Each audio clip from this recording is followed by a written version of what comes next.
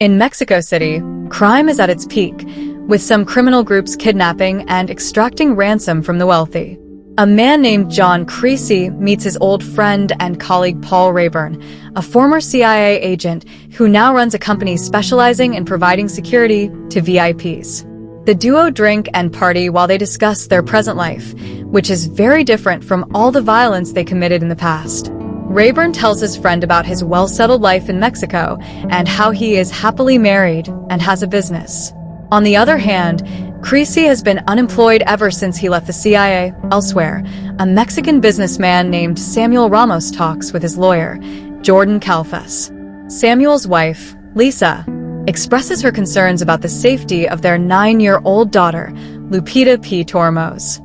She wants her husband to hire a bodyguard for their daughter, but Samuel hesitates, hinting at their financial difficulties as they had recently let go of their previous bodyguard. Calfas reminds Samuel that they must hire a new bodyguard to renew their family's ransom insurance. He suggests speaking to Rayburn since he has a CIA background and is in the security business. When they contact Rayburn, he recommends his friend Creasy to help protect the family. However, when Rayburn asks Creasy to work as a bodyguard, he turns down the offer as he doesn't like socializing and has a drinking problem. However, after some convincing from his old friend, he decides to give it a shot. Creasy finally agrees and goes to Ramos' house for an interview. Mr. Ramos is impressed with Creasy's resume, which shows he's done great work fighting revolts and terrorism. However, Ramos is curious why Creasy, despite his impressive resume, is applying for a comparatively low-ranking job. Ramos reveals that to deal with his violent past, he drinks heavily, due to which he can't get any good jobs. Later, Creasy meets Lisa, who recognizes him as a fellow American and feels safe around him and welcomes him to his new job. Creasy meets Pita, who shows him around the house and his new room. From their first interaction, Pita seems to like her new bodyguard. Creasy doesn't want to be a bodyguard, especially for a kid, but needs a job. As he goes to drop Pete off at school, to his dislike, the young girl likes to talk a lot. She tells him that she is aware of all the kidnappings that have been happening. Creasy is less responsive to her questions, and he finally clears her that he is being paid to be her bodyguard and not if Pete is hurt, and she stops talking to Creasy. When Creasy returns, he feels sad and considers leaving the job since he isn't sociable towards the family. Later that night, he even tries to end his life, but luckily his gun doesn't work. In this depressive state, Creasy calls Rayburn and tells him that his gun isn't working. However, Rayburn clears his misconception and tells him that it is not the gun that is not working, but it is the bullet that needs to be pointed at the right target. Over time, Creasy and Pete develop a nice bonding. As Pete's swimming tournament approaches, he accompanies her to the training sessions, where he notices that she starts slow due to the fear of the gunshot. Creasy helps her conquer her fear of starter pistols, training her mind and reflexes such that she uses her full potential and runs fast when she hears the gunshot. While Pete's parents are always away, Creasy fills in for them by advising and helping her with other things. She trains well and wins the swimming tournament. After the win, Creasy takes her to meet his friends Rayburn and his wife. Together, they celebrate the occasion as Pete's parents are absent. Pete gives Creasy a St. Jude emblem as a gift which she bought with her own money. One day, when he's dropping her off at a piano audition, Creasy notices a strange car and some police cars blocking the street. When Pete comes out and gets scared, Creasy uses his gun to make a loud noise, like a starter pistol, to trigger her reflexes and make her run away. A gunfight breaks out, and he shoots 4 attackers, including 2 corrupt cops. Creasy gets badly hurt and passes out, and the remaining kidnappers take Pete with them. The police chief publicly mocks Creasy while he's unconscious in the hospital, accusing him of killing the 2 police officers. Creasy is also blamed for being a part of Pete's kidnapping. Journalist Mariana Guerrero becomes suspicious because the officers were supposed to be off-duty, but were in uniform and driving squad cars. Her contact, Miguel Manzano from the federal police, blithely tells her that the cops were corrupt. They plan to talk to Creasy once he's better. Even though Jordan Calfas initially wants to exclude the police from negotiating Pete's release, the officers' deaths turn this into a police matter. Officer Victor Fuentes takes charge, assuring the family that Pete's safe return is likely if they follow his lead. Soon after, Sanchez calmly demands a $10 million ransom in exchange for Pete at their desired time and place. He also asks Ramos not to contact the police or get anyone involved, or else there would be consequences. While Ramos is told to go alone, Fuentes advises against it and accompanies him. Unfortunately, the drop goes wrong.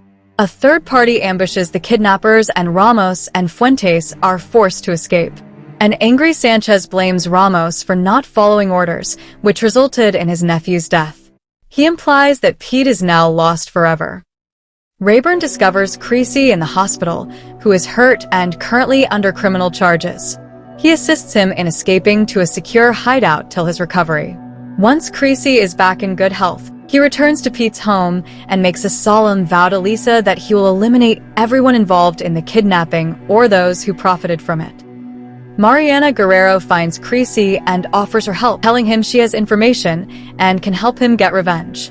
With the aid of Guerrero and Manzano, Creasy uncovers the truth that the corrupt police officers are part of a formidable criminal organization known as La Hermandad, which translates to the Brotherhood. Creasy proceeds to abduct and interrogate several members of the mafia group, forcing them to disclose the identities of those involved in the kidnapping, including Fuentes. With Guerrero's assistance, Creasy learns that Fuentes is traveling through the city. He sets up a strategic position in a hotel room, and by using a rocket launcher, he disables the armored vehicles escorting Fuentes' limousine. He then descends to the streets to confront the remaining guards. In an extended gunfight, Creasy employs advanced guerrilla tactics and successfully gets hold of the limousine, capturing Fuentes. During the interrogation, Fuentes admits that he attacked the drop point due to his involvement in many similar operations, believing it to be an easy source of income. However, the bag stolen from the drop contained only $2.5 million, a fraction of the ransom. Fuentes pleads for mercy, claiming he is a hired professional, just like Creasy. Disgusted by Fuentes' actions, Creasy discloses that he implanted an explosive inside Fuentes while he was unconscious, and it is set to detonate in 5 minutes. As Creasy walks away, Fuentes spends his last moments screaming in terror until the explosive ultimately ends his life. Creasy discovers another $2.5 million linked to Calfus, the lawyer, and visits Calfus at his home. There, he finds Calfus' lifeless body floating in the pool. Creasy goes to Ramos' house and asks Lisa if she knows about the truth. Lisa stands there clueless until Ramos finally confesses everything to his wife. He reveals that financial troubles led them to make a dangerous plan. Calfus suggested faking Pita's kidnapping to cash in on insurance money. Calfus organized most of the scheme, assuring Ramos that Pita would be safe watching cartoons in a hideout for a few hours. But things took a dark turn when Fuentes became too greedy. Ramos blamed Calfus and had him killed. Lisa feels betrayed and asks Creasy to kill her husband, or she will. Creasy leaves a pistol, the same one he once used for his suicide attempt, and a single bullet on the table, echoing Rayburn's wisdom about bullets finding their deserving targets. After Creasy and Lisa depart, Ramos uses the gun. While Creasy continues pursuing Sanchez, Manzano's men track him through their contacts. Guerrero plans to publish Sanchez's photo in the newspaper, but is assaulted by a gang member who threatens her that if she publishes, she will be killed. Despite the threat, Guerrero still publishes the photo in the newspaper. The photo has the headline, "Teen Vo El Mito." Fear has a voice, since Sanchez and the kidnappers were known as the Voice in Mexico City because they were always contacted through phones and never showed their faces. Creasy locates Sanchez's brother Aurelio's apartment and gains entry. Aurelio injures Creasy in the chest, but Creasy pursues him. Aurelio attempts to flee in a bus, but Creasy wounds him, causing a collision with a large truck. Creasy takes Aurelio back to his apartment and captures Sanchez's 8-month pregnant wife, Reina. He subjects Aurelio to torture and compels Reina to contact Sanchez, who eventually calls back. Creasy is determined to eliminate Sanchez, but Sanchez discloses that Pita is still alive, proposing a deal. He'll release her if Creasy surrenders himself and spares Aurelio. Creasy reluctantly agrees and takes Lisa to a remote rural location for the exchange. Pita is released as she runs to the bridge and hugs Creasy. The two profess their affection to each other. Later, as Pita reunites with her mother, Creasy and Aurelio drive away in a car. Tragically, Creasy succumbs to a skin shot wound in the back seat, dropping the St. Jude emblem that Pita had given him. Later that day, Manzano takes out Sanchez during a police raid. Do comment us to let us know about these.